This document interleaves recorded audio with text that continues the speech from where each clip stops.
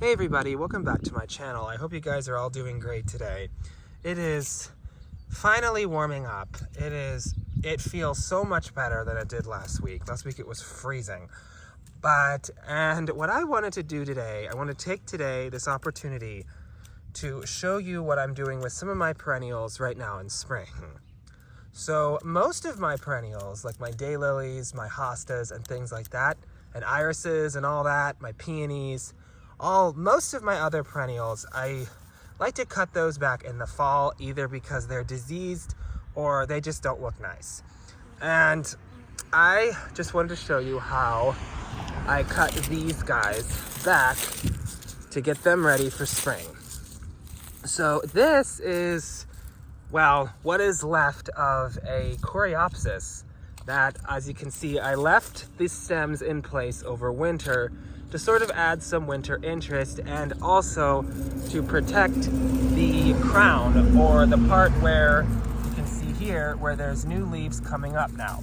So that's kind of why I leave him up, but mostly because I kind of just wanted to look at something over the winter, because it does add a little bit of interesting beauty, especially if there's snow, which we did not really get a lot of snow this year, but you know.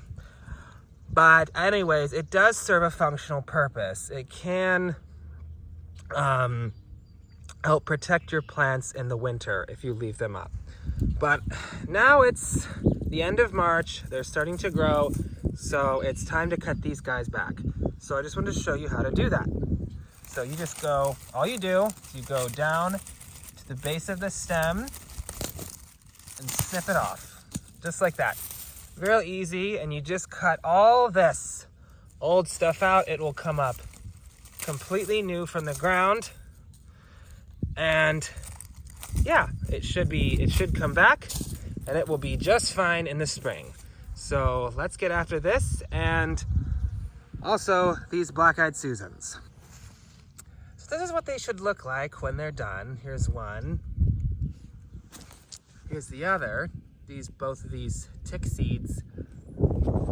And these are the black-eyed Susans. This is about what they should look like. They don't look like much right now because they've all been chopped to the ground, but as you can see, there's some promising green growth. And these should be back in business very soon. And I did actually want to show you one more plant that I left up that I want to cut down. So these are Shasta daisies that I actually started from seed a couple years ago, and these are the stalks from last year. As you can see, some of them are just kind of falling all over the place. So these guys need to be cut down. However, what I have noticed is with Shasta daisies, they seem to not have as much winter damage on their leaves if you leave the stems up. Because I actually have some others that I will show you here in a minute that actually don't have as much, they actually have a lot more winter damage, and I cut the stems down. So why don't I go and show you an example of what happens when you do cut them down. So here are some daisies. I'm actually out front, and these are an example of daisies that I have where the foliage looks a lot more damaged. So I have to do a lot more cleanup in this. But as you can see, these stalks were cut down in the fall. So I'm wondering if it's actually better to leave Shasta daisy stems in place over the winter so you don't have as much cleanup to do with these basil leaves in the spring. So I actually found that really interesting. I don't know if you guys have had that experience, if you've ever grown Shasta daisies. So yeah, that's an interesting thing I found out.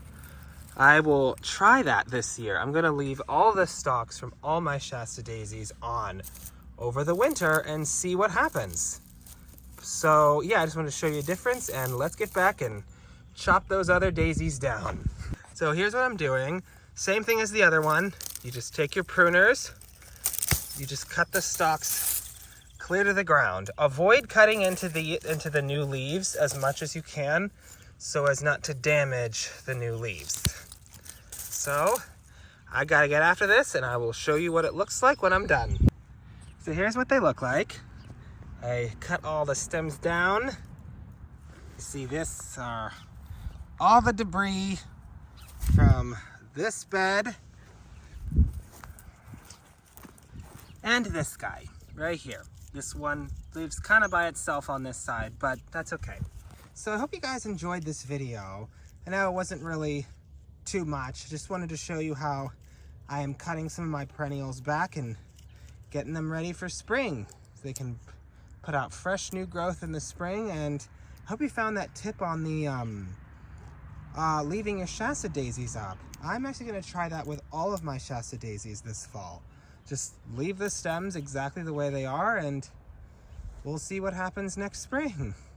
So if you enjoyed this video, please leave a like, comment, and subscribe, and share it with all your friends, and I will be back with another video very shortly. Thanks for watching.